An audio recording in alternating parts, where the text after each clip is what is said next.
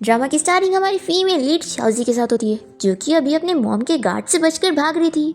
Actually में शाओजी को उसकी मॉम घर पर कैद करके रखती है और वो उसकी पसंद की कोई भी चीज़ें उसे करने नहीं देती और वो उसे स्ट्रिक्टली रूल्स वगैरह सिखाती है कि कैसे वो एक रिच फैमिली की अच्छी लड़की बनेगी। अब यहाँ पर शाओजी को उसकी फ्रेंड लूसी की कॉल आती है, जो कि बहुत ज़्यादा खुश होती है कि शाओजी यहाँ पे रहने आ रही है। वो कहती है कि मुझे तो पता ही नहीं था कि तुम इतनी फेमस डिजाइनर निकलोगी और तुम्हें इतनी बड़ी यूनिवर्सिटी से ऑफर आएगा। लूसी उसे कह देती है कि अब तुम अपनी मॉम से बचकर यहाँ पर आ गई हो तो फिक्र मत करो, मैं और मेरे अंकल है ना, हम दोनों तुम्हारा ख्याल रख लेंगे। अब तभी इतने में शाओजी की मॉम के गार्ड्स उसे यहाँ पर देख लेते हैं, तो शाओजी जल्दी से अपना ड्रेस चेंज करने लग जाती है और वो अपनी ऊपर की ब्लैक ड्रेस निकाल देती है। पर फिर वो देखती है कि गार्ड्स तो अभी भी उसके पीछे लगे हैं, तो वो सोचती है कि टीवी ड्रामा की हीरोइन तो ऐसे ही इजीली बच जाती है, तो मैं क्यों नहीं।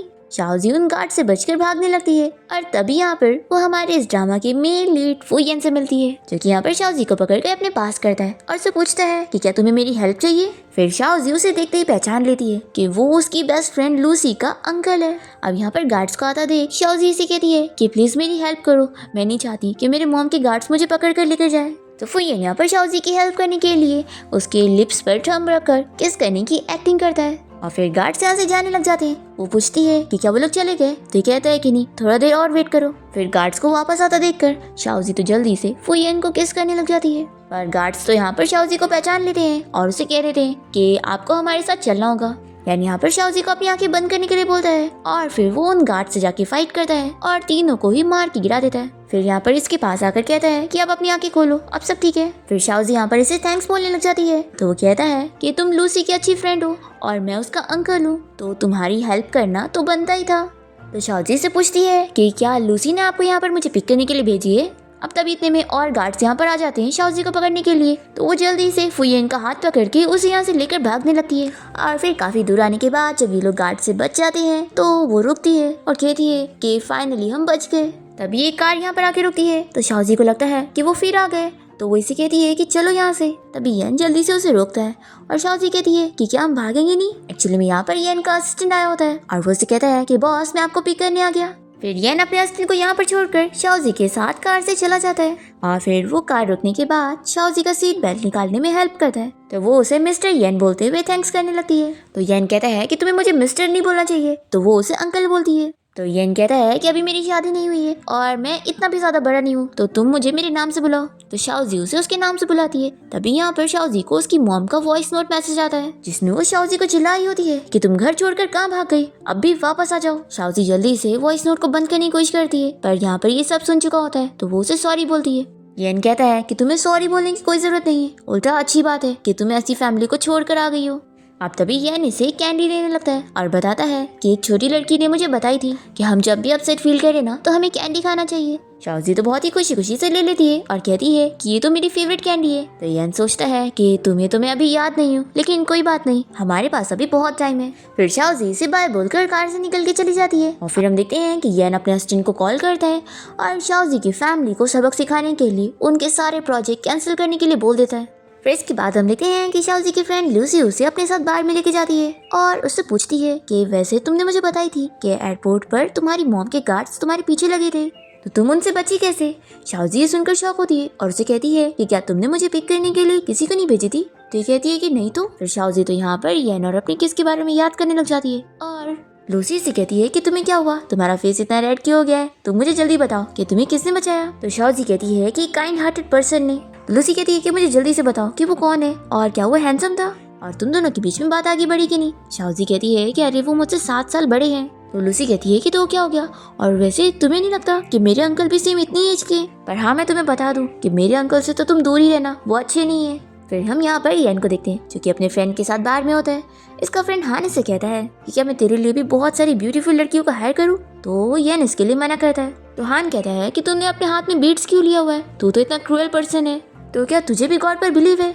येन कहता है कि अगर मैं इसे लेकर नहीं घूमता तो फिर तो वो मुझसे डर के भाग जाती। तो हान कहता है कि मैंने सुना था कि तूने उस लड़की को एयरपोर्ट पे से रेस्क्यू किया, तो क्या तुझे उस लड़की के साथ लव एट फर्स्ट साइट हो गया है। तो येन अपने फ्रेंड को बता देता है कि उस दिन वो शाओजी से ऐसे ही नहीं मिला था, बल्कि ये सारी उसकी प्लानिंग थी। अब तभी यहाँ पर एक लड़का आकर इन लोग को बताने लगता है कि मैंने एक बहुत ही ब्यूटीफुल लड़की को देखा और उसके साथ खेलने में तो बहुत मजा आएगा। मैंने उस लड़की का नाम पता किया, उसका नाम शाओजी है और अभी वो एक कॉलेज स्टूडेंट है। शाओजी का नाम सुनते ही येन को बहुत ही गुस्सा आती है और वो इसे चाकू से मारता है और कहता है कि तुम्हारी हिम्मत कैसे हुई मेरी वुमेन के बारे में ऐसा बोलने की। फिर शाओजी की फ्रेंड लूसी यहाँ पर उसे डांस करने के लिए पूछती है तो वो मना कर देती है। तो लूसी कहती है ठीक है फिर तुम यहाँ पर अपना बैठो, मैं डांस करके आती हूँ। अब तभी शाओजी के पास एक मैन आ जाता है और कहता है कि तुम मुझे बहुत पसंद आई हो, तो क्या तुम मेरे साथ ड्रिंक करना चाहोगी। तो शाओजी उसे तुरंत ही मना करती है कि मेरा बॉयफ्रेंड अभी यहाँ पर आने वाला है। तो वो कहता है कि कोई बात नहीं, तुम फिर भी मेरे साथ एंजॉय कर सकती हो। शाओजी से दूर करने की कोशिश करती है तो बहुत ही गुस्सा हो जाता है कि तुम्हारी हिम्मत कैसी है मुझे पुश करने की। अब तभी यहाँ पर फुयन पहुंच जाता है और शाओजी को गिरने से बचा लेता है और कहता है कि सॉरी मैं लेट हो गया। और फिर वो यहाँ पर इस मैन को बताता है कि मैं ही इस लड़की का बॉयफ्रेंड हूँ। तो ये आदमी कहता है कि अच्छा तो ये तुम्हारा बॉयफ्रेंड है, ये तो कितना एवरेज है। तो शाओजी येन का हाथ पकड़ के उसे कहती है कि तुम एवरेज किसे कह रहे हो, एवरेज तुम हो। तो ये बंदा यहाँ पर शाओजी के ऊपर बहुत ही गुस्सा होने लगता है। तो येन इसकी उंगली मोड़ देता है। फिर ये बंदा तो तुरंत ही डर की मारे यहाँ से भाग जाता है और शाओजी येन को थैंक्स बोल रही होती है। तो वो कहता है कि अपनी गर्लफ्रेंड को प्रोटेक्ट करना तो एक बॉयफ्रेंड की ड्यूटी होती है ना। तो शाओजी जल्दी से उसका हाथ छोड़ती है और कहती है कि सॉरी मैंने बस जल्दी में तुम्हारा नाम यूज कर ली थी। तो येन इसका फेस पकड़ के कहता है कि तुम कितनी बुरी हो जो किसी को भी ऐसी यूज कर लेती हो। शाओजी कहती है कि आप मेरे साथ ऐसा मजाक मत करो। फिर येन इसे कहता है कि ऐसी जगह पे तुम्हें अकेले नहीं आना चाहिए, नहीं तो तुम्हारे लिए सेफ नहीं रहेगा। तो वो बताने लगती है कि मैं तो यहाँ पर लूसी के साथ आई हूँ। पर तभी इतने में वो दिखती है कि लूसी तो यहाँ पर से दिख ही नहीं रही। तो ये कहता है कि उसे मैं बाद में भेज दूंगा, जब तक तुम मेरे साथ चलो मैं तुम्हें घर छोड़ देता हूँ। फिर वो इसे कार में लाके बैठाता है और कहता है कि तुम मेरा वेट करो, मेरा कुछ काम रह गया है वो मैं करके आता हूँ। फिर हम देखते हैं कि येन के गार्ड्स ने यहाँ पर उस आदमी को पकड़ के रखे होते हैं और येन यहाँ पर आकर इससे कहता है कि तुमने अपने इन्हीं हाथों से मेरी वुमेन को टच किया ना। और वो इसके हाथ पे अपना पैर रखता है। तो ये सॉरी कहने लगता है कि मिस्टर येन मुझे नहीं पता था आपके बारे में। येन यहाँ पर इसके ऊपर गुस्सा करता है कि तुम्हारी हिम्मत भी कैसे हुई थी मेरे स्वीट हार्ट को टच करने की। वो अपने सिगरेट से उसका हाथ जला देता है और फिर अपने गार्ड से कह देता है उसे निपटने के लिए। फिर जब वो बाहर आता है तो उसका गार्ड बताता है कि शाओजी अंदर कार में सो रही है। फिर ये कार में आकर शाओजी को सोते हुए देखकर उसे कहने लगता है कि मैंने तुम्हारे लिए उन बुरे लोगों को सबक सिखाया, तो क्या तुम मुझे कोई रिवॉर्ड नहीं दोगी। फिर यहाँ पर येन जल्दी से अपने आप को उसे किस करने से रोक लेता है और सोचता है कि जब वो होश में नहीं है तो मुझे उसके साथ ऐसा कुछ नहीं करना चाहिए। फिर ये बस इसके फोरहेड पर किस करके बैठ जाता है।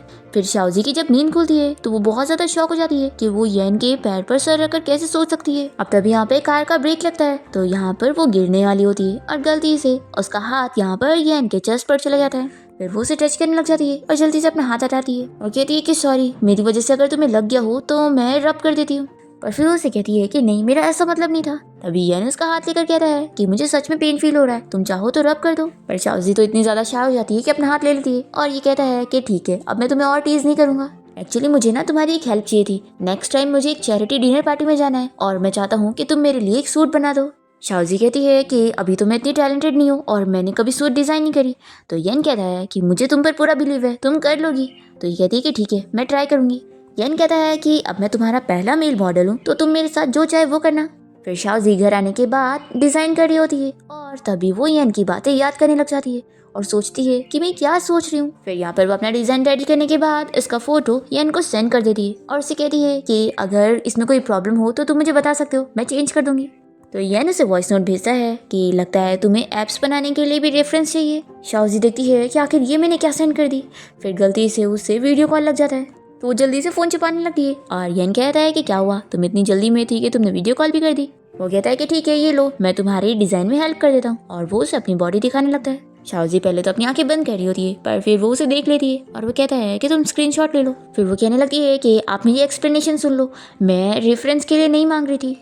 वो कहता है कि मैं जानता हूँ कि कॉस्ट्यूम डिजाइनर पहले ह्यूमन बॉडी ड्रॉ करते हैं और फिर उसी के हिसाब से प्रॉपर कपड़े की डिजाइनिंग करते हैं। मैं जानता हूँ कि तुम बहुत ही डिटेल में काम करती हो। तो शाओजी कहती है कि हाँ अब आप बिल्कुल सही समझ रहे हैं और फिर वो जल्दी से उसे बाय बोलकर कॉल कट कर देती है और फिर ये येन के बारे में सोचते हुए अपने आप को समझाती है कि मुझे ये सारी चीजें नहीं सोचनी चाहिए और फिर वो सोने की कोशिश करती है। पर फिर वो सपने में भी येन को देखने लगती है जिसमें वो दोनों इंटीमेट हो रहे होते हैं। फिर ये सपना देखने के बाद शाओजी अपने आप को समझाने लगती है कि मैं येन के बारे में ऐसा सपना कैसे देख सकती हूँ, आखिरकार वो लूसी का अंकल है। फिर इसके बाद हम देखते हैं कि शाओजी अपनी फ्रेंड लूसी से मिलने जाती है और उसे बता देती है कि उस दिन मेरी जिसने जान बचाया था वो तुम्हारे अंकल थे, तो मुझे अब उन्हें थैंक्स करना है। तो क्या तुम मुझे बता सकती हो तुम्हारे अंकल को क्या पसंद है। लूसी को यहाँ पर यकीन नहीं हो रहा होता है कि आखिर ऐसे कैसे मेरे अंकल तुम्हें बचा सकते हैं, वो तो बहुत ही ज्यादा कोल्ड और रूथलेस है, तो आखिर ऐसे कैसे वो हीरो बनकर ब्यूटी को बचाने चले गए। शाओजी कहती है कि मैं सच कह रही हूँ, तुम्हारे अंकल ने ही मुझे बचाए थे।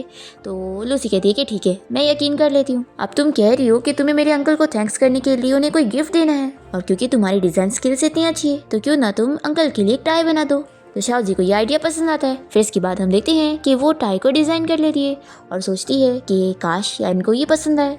अब तभी फुयन इसे कॉल करके पूछता है कि कल हमने डिज़ाइंस तो डिसाइड कर लिए थे, तो अब तुम्हें मेरा मेजरमेंट भी तो लेना होगा ना।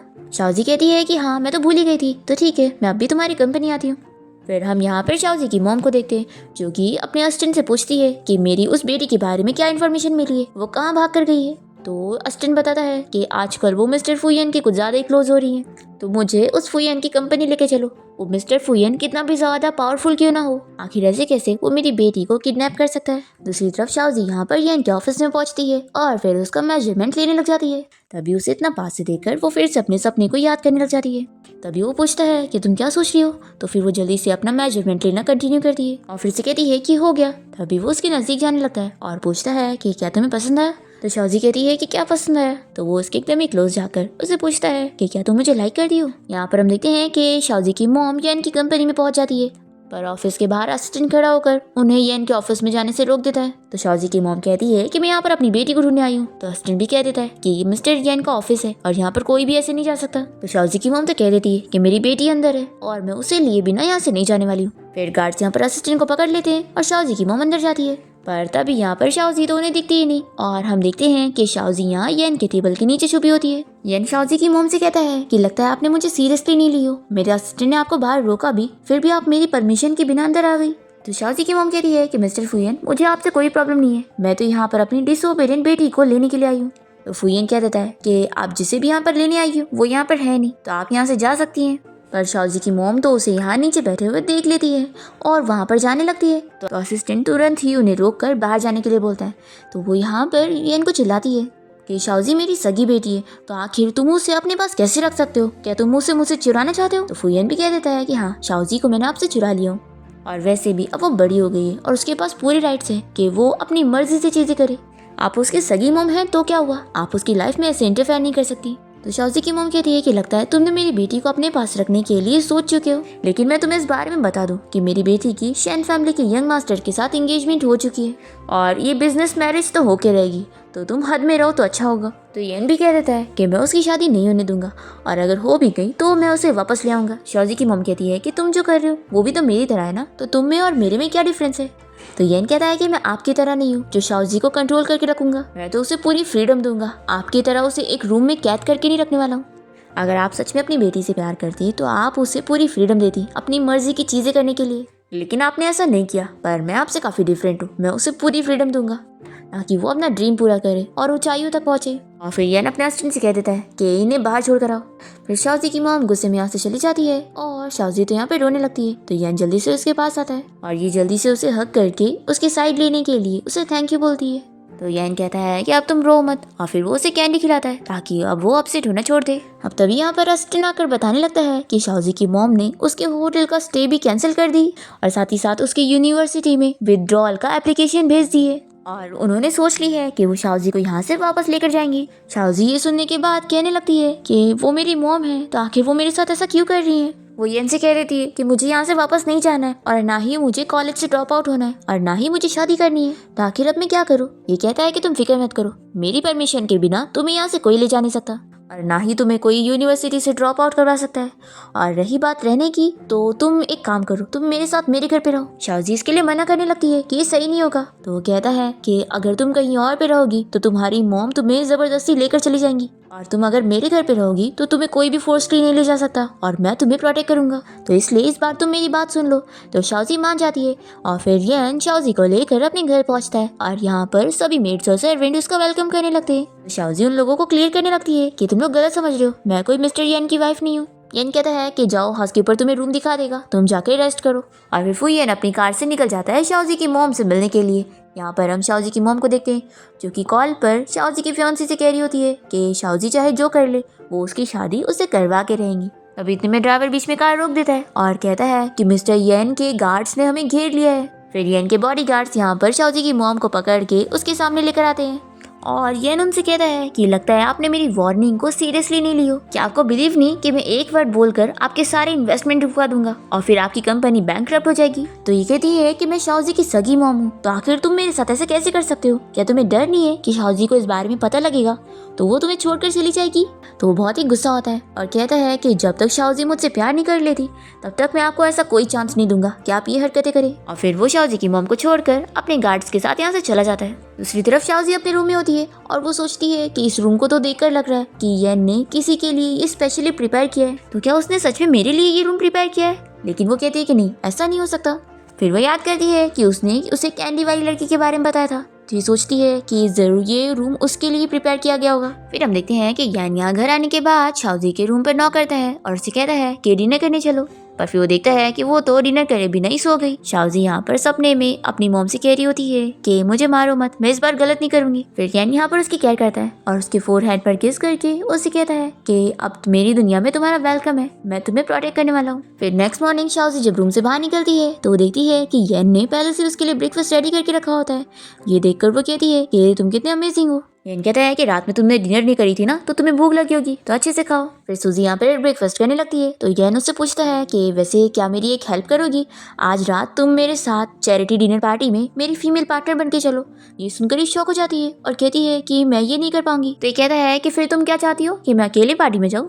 शाओजी कहती है कि ऐसी बात नहीं है, तुम्हें उस लड़की को लेके जाना चाहिए ना जिसे तुम सच में लाइक करते हो। यान कहता है कि तुम किसकी बात कर रही हो? तो शाओजी कहती है कि वही लड़की जिसने तुम्हें कैंडी दी थी। मुझे पता है कि मेरा जो रूम है वो तुमने जरूर उसी के लिए प्रिपेयर करे होंगे, इसलिए मैं सोच रही हूँ कि मुझे अब यहाँ पे नहीं रहना चाहिए, क्योंकि मैं नहीं चाहती कि मेरी वजह से तुम लोग के बीच में कोई मिसअंडरस्टैंडिंग हो, इसलिए मैं अभी अपना सामान पैक करके यहाँ से निकल जाती हूँ।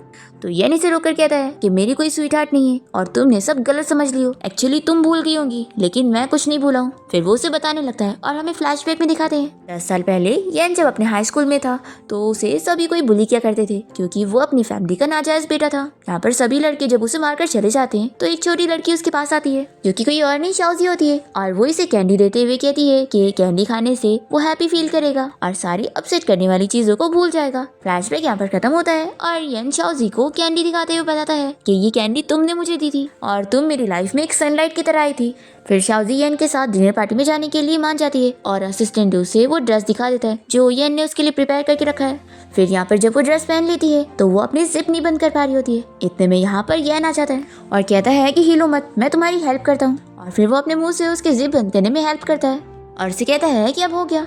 शाओजी कहती है कि मैं कैसे दिख रही हूँ, तो वो उसे आईने में दिखाते हुए कहता है कि ये ड्रेस तुम पर बहुत अच्छी लग रही है। फिर शाओजी यहाँ पर सोचने लगती है कि हम दोनों तो एकदम न्यूली वेड कपल की तरह लग रहे हैं।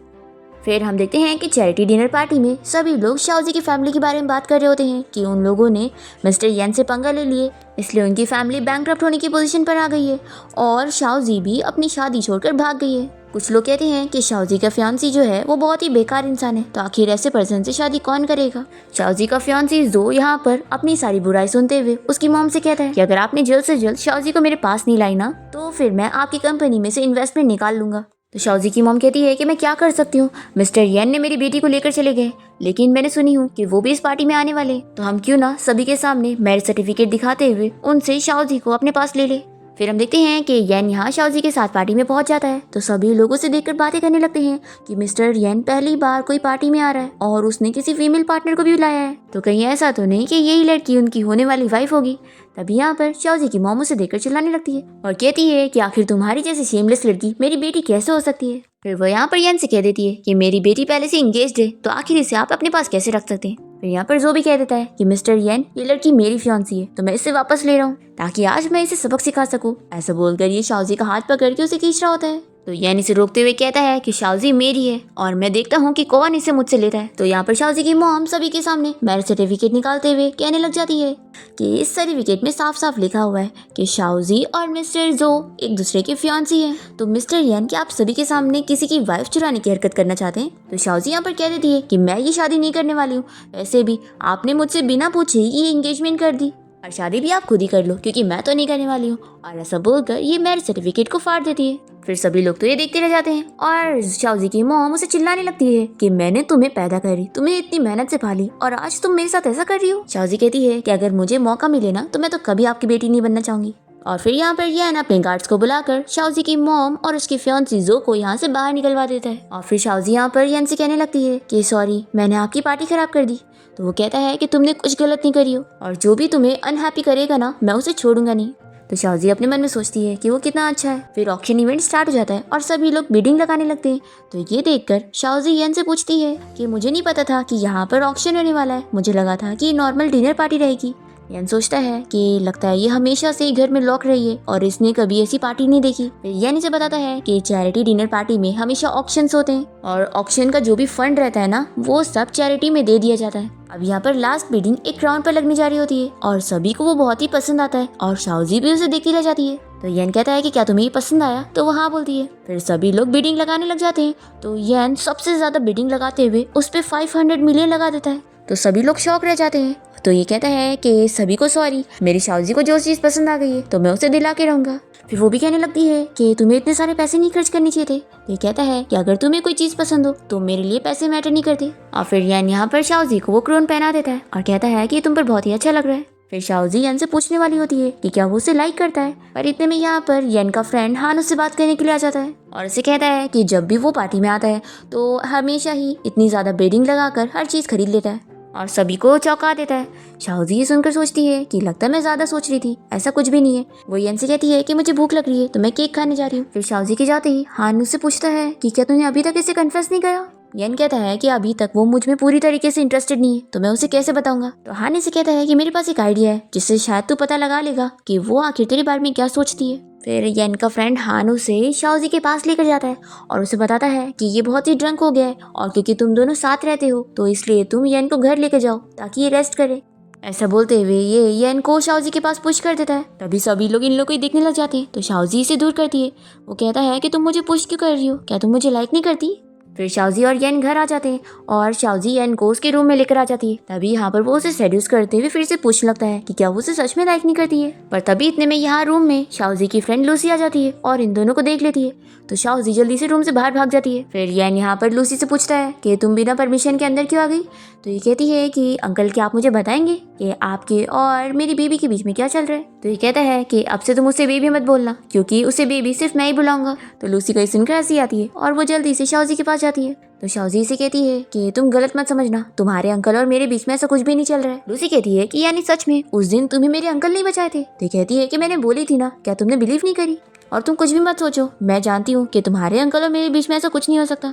तो लूसी कहती है कि आखिर क्यों नहीं हो सकता, मेरी कोल्ड हार्ट अंकल को तुम जैसी बुद्धू लड़की पसंद आ गई, ये कितना एक्साइटिंग है। सूजी ये सुनकर शॉक हो रही होती है कि आखिर लूसी को इतना खुशी क्यों मिल रही है। लूसी कहती है कि मैं तुम्हें बताती हूँ, मेरे अंकल तो हमेशा हर किसी के साथ इतना कोल्ड बिहेव करते हैं, लेकिन अभी जैसे वो तुम्हें देख रहे थे ना, उस एक्सप्रेशन को देखकर मुझे पता लग गया है कि वो तुम में जरूर इंटरेस्टेड है। इसलिए तुम डरो मत, मुझे पूरा यकीन है कि तुम मेरे अंकल का दिल जरूर जीत लोगी। शाओजी कहती है कि मुझे भी लगा था कि येन मुझे लाइक करता है, लेकिन मैं शक में थी कि कहीं मैं कुछ मिसअंडरस्टैंड ना कर रही हूँ। फिर लूसी यहाँ पर शाओजी से पूछती है कि तुम मेरे अंकल को जो टाई देने वाली थी, क्या तुमने उन्हें गिफ्ट करी। तो शाओजी कहती है कि अरे हाँ, मैं तो वो देना ही भूल गई। फिर नेक्स्ट हम देखते हैं कि येन शाओजी को कॉलेज छोड़ने के लिए जा रहा होता है। तभी वो सोच रही होती है कि लूसी ने से बोली है कि अगर तुम जानना चाहती हो कि मेरे अंकल तुम्हें लाइक करते हैं नहीं, तो तुम जब ये टाई देना तो उनका रिएक्शन देखना।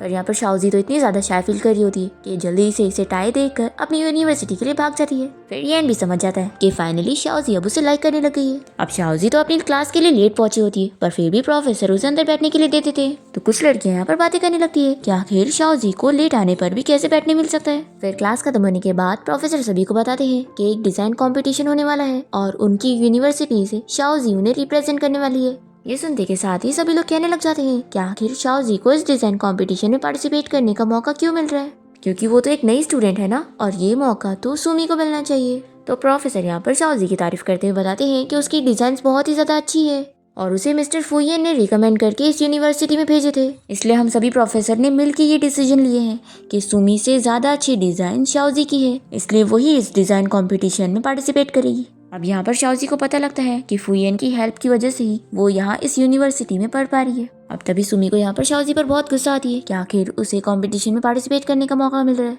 तो वो यहाँ पर सभी से कहने लग जाती है कि जरूर इस लड़की ने मिस्टर येन को फंसा ली होगी और ये ऐसे टाइप की लड़की लगती है जो पैसों के लिए ओल्ड मैन को फंसाती होगी।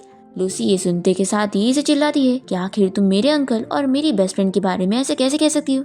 तो सुमी कहती है कि यही सच है, और देखना मैं ऑनलाइन इस बारे में पोस्ट करूंगी ना तो सभी तुम्हारे बारे में ही बात करेंगे, और अगर तुम ना चाहती हो कि मैं ऐसा करूं तो तुम मेरे साथ कंपटीशन करो और अपने आप को प्रूव करके दिखाओ कि तुम सच में मेरे से ज्यादा अच्छी हो डिजाइन में। लूसी यहाँ पर शाओजी से कहती है कि तुम इसे इग्नोर करो, मेरे अंकल सब संभाल लेंगे। पर शाओजी कहती है कि नहीं, मैं बार बार तुम्हारे अंकल को थोड़ी ना परेशान कर सकती हूँ। फिर वो यहाँ पर सुमी के साथ कंपटीशन करने के लिए मान जाती है कि उसकी डिजाइन बेस्ट है और ये उसे प्रूव करके दिखा देगी। अब यहाँ पर दोनों ही सभी के सामने अपनी डिजाइन बनाकर अपलोड करते हैं, और यहाँ पर ये कंपटीशन जीतने के लिए इन लोगों को ये काउंट करना होता है कि आखिर इन दोनों में से किसकी ज्यादा डिजाइन बिकेगी। कंपटीशन स्टार्ट होते के साथ ही सुमी के डिजाइन बिकते चले जाते हैं, वो भी बहुत ही तेजी में, और शाओजी के बहुत ही स्लो बढ़ रहे होते हैं। तो वो यहाँ पर बहुत ही खुश होने लगती है कि देखा, इससे प्रूफ हो रहा है कि मेरी डिजाइन तुमसे ज्यादा अच्छी है। तो शाओजी कहती है कि अभी कंपटीशन पूरा नहीं हुआ है। सुमी यहाँ पर अपने उस ओल्ड मैन से बात कर रही होती है जिसके साथ वो रिलेशन में है, और वही इसकी सीक्रेटली हेल्प कर रहा होता है पैसे देकर उसकी डिजाइन बेचने में, ताकि वो ये कंपटीशन जीत पाए। पर तभी हम देखते हैं कि इस बारे में फुयेन को पता लग जाता है, और वो शाओजी की हेल्प करने के लिए लास्ट 10 सेकंड में बहुत सारे डिजाइन उसकी खरीद लेता है, और इस तरीके से शाओजी ही ये कंपटीशन जीत जाती है। तो सुमी को बहुत शौक लगता है और वो इसे कहने लगती है कि तुमने चीटिंग करी होगी। सूजी की इतना कहती है कि उसने कोई चीटिंग नहीं करी, पर सुमी मानने के लिए तैयार नहीं होती। तभी इतने में यहाँ पर फुयेन आ जाता है, और वो अपने साथ उस ओल्ड मैन को लेकर आता है जो कि यहाँ पर सुमी को चीट करवाने में हेल्प कर रहा था। यहाँ पर ये ओल्ड मैन बताने लग जाता है कि सुमी ने कंपटीशन जीतने के लिए उसे पैसे खर्च करने के लिए बोली थी। अब यहाँ पर ये सब सुनने के बाद सभी लोग बातें करने लगते हैं कि सुमी कितनी बड़ी झूठी है, खुद चीट कर रही थी और शाओजी के ऊपर इल्जाम लगा रही थी। शाओजी येन के पास जाकर उसे कहती है कि उसे यहाँ पर उसकी हेल्प करने की आने की जरूरत नहीं थी। तो ये कहता है कि तुम्हें यहाँ पर सब कोई बोली कर रहा था तो मैं तुम्हें छोड़ कैसे सकता था। अब तभी सुमी यहाँ पर फुयेन से कहने लगती है कि वो तो बस शाओजी के साथ खेल रहा है ना, तो आखिर उसने इसके लिए इतने पैसे क्यों खर्च किया। फुयेन यहाँ पर कह देता है कि वो शाओजी के लिए सब कुछ कर सकता है और उसे कोई भी बुली करेगा तो वो उसको छोड़ेगा नहीं। और फिर ये इस ओल्ड मैन से कह देता है कि अपनी इस वुमेन को समझा लो कि अगर इसने वापस से मेरी वुमेन को परेशान करी तो तुम्हारा अच्छा नहीं होगा। फिर ये ओल्ड मैन सुमी को बहुत ही चिल्लाता है और उसे अपने साथ लेकर जाता है। फिर सभी लोग को पता लग जाता है कि सुमी उल्टा ओल्ड मैन के साथ अफेयर चला रही थी और शाओजी के ऊपर झूठा इल्जाम लगा रही थी। फिर सुमी येन को थैंक्स करने के बाद जब घर आती है तो वो फुयेन के बारे में सोचने लगती है, और ये सोचती है कि क्या मैं इतनी बड़ी इडियट हूँ। फुयेन ने इतनी बार मुझसे साफ साफ कह दिया कि वो मुझे लाइक करता है, और मैं इतनी बुद्धू थी कि मैं कभी समझ ही नहीं पाई। फिर ये फुयेन से बात करने के लिए जाती है, पर ये उसे पूरे घर में नहीं मिलता, और तभी इसे फुयेन का मैसेज आता है। शाओजी सोचती है कि अब जब वो बिजनेस ट्रिप से वापस आएगा तो ये उसे प्रपोज करेगी। फिर शाओजी अपने कंपटीशन के लिए पहुंचती है, और यहाँ पर अनाउंस हो रहा होता है कि एक मिस्टीरियस टाइकून ने इन लोग के कंपटीशन को स्पॉन्सर किया है, तो इसलिए जो भी इस कंपटीशन को जीतेगा उसे बहुत ज़्यादा फायदा होने वाला है और उसे फैशन वीक के लिए सिलेक्ट कर लिया जाएगा। अब तभी शाओजी तो यहाँ पर फुयेन के बारे में सोच रही होती है कि क्या वो अभी तक बिजनेस ट्रिप से वापस नहीं आया और क्या उसे याद होगा कि आज मेरा कंपटीशन का दिन है। तभी इतने में हम देखते हैं कि फुयेन तो यहाँ पर शाओजी का कंपटीशन देखने आया होता है, और वो उसे आवाज़ देकर जल्दी से उसके पास आता है और बताता है कि मैं वापस आ गया। शाओजी उसे कहती है कि सब हमें देख रहे हैं, तो ये इसे साइड में लेके जाता है और ये पूछती है कि तुम यहाँ पर क्या कर रहे हो। तो वो कहता है कि कोई मुझे मिस कर रहा था तो मुझे आना ही पड़ा। तो शाओजी भी मान जाती है कि हाँ वो उसे मिस कर रही थी, और फिर वो उसे कहती है कि आज कंपटीशन के बाद मुझे तुमसे कुछ बताना है। येन कहता है कि क्या बताना है। तो ये कहती है कि मैं कंपटीशन के बाद में ही बताऊंगी। फिर कंपटीशन स्टार्ट होने जा रहा होता है और शाओजी अपना ड्रेस चेंज करने के लिए जाती है। तभी हम देखते हैं कि सुमी यहाँ पर आई होती है और वो शाओजी से बदला लेने के लिए उसकी ड्रेस को जाकर फाड़ देती है और उससे हैरेस करने के लिए यहाँ पर किसी लड़के को भेज देती है। पर तभी हम देखते हैं कि यहाँ पर फुयेन आकर शाओजी को बचा लेता है और वो इस बंदे को खूब मारता है कि उसका खून उसके मुंह पे भी लग जाता है। फिर वो सोचता है कि इसे मारने के चक्कर में उसने शाओजी को तो डरा ही दिया होगा। फिर वो इसके लिए सॉरी कहता है कि कहीं तुम डर तो नहीं गई। तभी वो उससे जल्दी से हक कर लेती है और उसे बताती है कि मैं तुम्हें लाइक करती हूँ। तो ये सुनकर वो शॉक होता है और कहता है कि तुम ये क्या कह रही हो। शाओजी कहती है कि मैं सच में तुम्हें लाइक करती हूँ और मैंने इस बारे में अच्छे से सोची हूँ, लेकिन हाँ अगर तुम मुझे बस एक छोटी बच्ची की तरह समझते हो और मुझे लाइक नहीं करते हो तो कोई बात नहीं। तो फुयेन कहता है कि मैंने तो हमेशा से तुम्हें अपनी वाइफ समझाऊँ। और फिर यहाँ पर दोनों ही किस करने लग जाते हैं। तभी इतने में असिस्टेंट आकर दरवाजा नॉक करते हुए पूछ लगता है कि बॉस क्या आप अंदर हो, कंपटीशन स्टार्ट होने वाला है और आपको और आपकी वाइफ को बुलाया जा रहा है। शाओजी यहाँ पर फुयेन से कहती है कि शायद बाहर कोई आया है, तो ये कहता है कि उसे वेट करने दो। पर असिस्टेंट वापस से नॉक करके फुयेन को आवाज़ दिया जा रहा होता है, तो शाओजी यहाँ पर फुयेन को रोक देती है। फिर फुयेन यहाँ पर दरवाज़ा खोलने के बाद असिस्टेंट से कह देता है कि इस बार का तुम्हारा बोनस मैं कट कर रहा हूँ, और हाँ तुम जाकर अभी कंपटीशन कैंसिल कर दो क्योंकि मेरी वाइफ अभी पार्टिसिपेट नहीं कर पाएगी, तो कंपटीशन यहीं पे रुकना चाहिए। पर शाओजी से मना करती है कि नहीं, कंपटीशन को कंटिन्यू रहने दो, आखिर सभी पार्टिसिपेंट की थोड़ी ना गलती है। तो मैं नहीं चाहती हूँ कि मेरी वजह से उनका कुछ खराब हो, तो कंपटीशन कंटिन्यू करते हैं, मैं सब संभाल लूंगी। फिर हम देखते हैं कि शाओजी की जो ड्रेस फटी होती है वो उसे सिल लेती है और फिर वो यहाँ पर थोड़ा लेट तो हो जाती है, लेकिन फाइनली स्टेज पर आकर अपनी ड्रेस को दिखाती है। फिर यहाँ पर सभी को शाओजी की ड्रेस बहुत ही पसंद आती है और वो इस कंपटीशन को जीत जाती है। पर फिर ये देखकर सुमी को बहुत ही गुस्सा आती है कि आखिर वो फिर भी कंपटीशन कैसे जीत गई। ये सभी से बताने लगती है कि ये कंपटीशन नहीं जीत सकती क्योंकि इसने डिजाइन चोरी करी है। तो शाओजी कहती है कि आखिर तुम मेरे ऊपर ऐसे झूठा इल्जाम कैसे लगा सकती हो। तो ये सभी को बताने लगती है कि उसका इल्जाम असली है। वो एक डिजाइनर के बारे में बताने लगती है जिसके डिजाइन पूरे शाओजी के डिजाइन से मिल रहे होते हैं। तभी इतने में शाओजी यहाँ पर सभी को बता देती है कि मैंने कोई चोरी नहीं करी हूँ क्योंकि वो डिजाइनर मैं ही हूँ और तुमने तो बहुत ही अच्छा काम करी हो मेरी तारीफ करवा कर, मुझे पता ही नहीं था कि तुम भी मेरी फैन हो। फिर फुयन अपने गार्ड को बोलकर सुमी को यहाँ से निकलवा देता है। फिर इसके बाद फुयन जब शाओजी को कार से लेके जा रहा होता है तभी वो इससे पूछती है कि मेरी फैमिली की जो कंपनी की हालत ख़राब हुई है क्या वो तुमने करे हो। तो फुयन इसे बता देता है कि हाँ इसमें मेरे हाथ है। तो शाओजी कहती है कि आफ्टर ऑल वो मेरी फैमिली है तो तुम्हें इतना ज़्यादा नहीं करना चाहिए था। फुयन कहता है कि डरो मत, मैं लिमिट्स जानता हूँ तो मैं इतना भी ज़्यादा नहीं करूँगा, बस तुम्हें सबक सिखा रहा हूँ ताकि वो दोबारा तुम्हें कभी बुली ना करे। तो शाओजी ये सुनकर खुश होती है। फिर फुयन और शाओजी बाहर घूमने जाते हैं और यहाँ पर ये लोग कोई ट्री के पास आते हैं जहाँ पर ये लोग विश मांगते हैं। फुयन यहाँ पर से पूछता है कि उसने क्या विश मांगी तो वो कहती है कि मैं नहीं बताऊंगी। फिर उसके बाद ये लोग होटल में रुकने के लिए जाते हैं और शाओजी जैसी रूम में आती है तो वो कहती है कि यहाँ पर तो सिर्फ एक बेड है। तो फुयन बताता है कि होटल में डबल बेड वाला रूम एक भी नहीं बचा तो हमें एक बेड शेयर करना होगा। अब ये मत कहना कि तुम मेरे साथ एक बेड नहीं शेयर करोगी क्योंकि तुम मुझे डिसलाइक करती हो। तो ये कहती है कि ऐसा बिल्कुल भी नहीं है। फिर फुयन यहाँ पर शाओजी को किस करने लग जाता है पर फिर वो बीच पे रुकता है और उसे कहता है कि नहीं, हम और कंटिन्यू नहीं करेंगे, पहले तुम ग्रेजुएट हो जाओ फिर ही हम आगे बढ़ेंगे। ऐसा बोल के ये तुरंत ही शावर लेने के लिए चला जाता है। और फिर शाओजी यहाँ पर सोचती है कि फुयन ने बिल्कुल सही बोला है, वो जब मेरी इतनी रिस्पेक्ट कर रहा है तो अब मुझे भी खुद के लिए कुछ करना चाहिए। फिर ये होश में आने के लिए पानी पीने जाती है और गलती से ड्रिंक कर लेती है। फिर जब फुयन यहाँ शावर लेकर बाहर आता है तो देखता है कि ये तो सो चुकी है, पर शाओजी तो यहाँ पर वो ड्रिंक करके बहुत नशे में होती है और इससे पकड़ के फिर से किस करने लग जाती है। फिर नेक्स्ट मॉर्निंग जब उठती है तो फुयन इसे कहता है ये अब जाग जाओ। शाओजी पूछती है कि कल रात मैंने क्या करी थी तो ये कहता है कि तुमने मुझे टीज करी हो इसलिए अब तुम्हें मेरी रिस्पॉन्सिबिलिटी लेनी पड़ेगी। तो ये कहती है कि लेकिन कल रात मैं इतनी ड्रंक थी कि मुझे कुछ भी याद नहीं है। तो फुयन इसे बताने लगता है कि वैसे तो वो लोग काफी क्लोज होने वाले थे पर वो टाइम पर रुक गया था तो कुछ भी नहीं हुआ। फिर नेक्स्ट डे शाओजी फुयन के लिए खुद केक बना रही होती है और वो हाउसकीपर को बताती है कि आज फुयन का बर्थडे है तो ये उसे सरप्राइज देगी। फिर ये केक लेकर फुयन की कंपनी जा रही होती है पर तभी वो देखती है कि फुयन कंपनी से बाहर निकलकर एक लड़की के साथ कार में बैठ रहा होता है। ये देखकर वो शॉक रह जाती है और उसका केक भी नीचे गिर जाता है। इतने में यहाँ पर उसकी मॉम आकर कहने लगती है कि तुम्हें क्या लगा था कि फुयन जैसा अमीर बंदा तुम्हें रियल में लाइक करता होगा, वो तो बस तुम्हारे साथ खेल रहा था और देखो वो किसी और के साथ रिलेशन में और पता नहीं और उसकी लाइफ में कितनी सारी होंगी। और तुम्हें क्या लगा था कि वो तुमसे सच्चा प्यार करता है, उसके जैसा बिजनेसमैन तुम जैसी लड़की से थोड़ी ना शादी करेगा जो तुम सपने देख रही होंगी। तो शाओजी यहाँ पर कह देती है कि वो ऐसे टाइप का बिल्कुल नहीं है जैसा आप कह रही है। तो इसकी मॉम कहती है कि उसने तो तुम्हें ये भी नहीं बताया कि उसका बर्थडे आज थोड़ी ना है। और फिर शाओजी का हाथ पकड़ के कह देती है कि आप तो मेरे साथ घर चलो, मैं तुम्हें यहाँ पर लेने के लिए आई हूँ। तो शाओजी मना करती है कि आप चाहे जो कर लो, मैं वापस नहीं जाऊंगी और अभी आपने जो भी बोला है ना, मैं इन बातों पर बिल्कुल बिलीव नहीं करने वाली हूँ।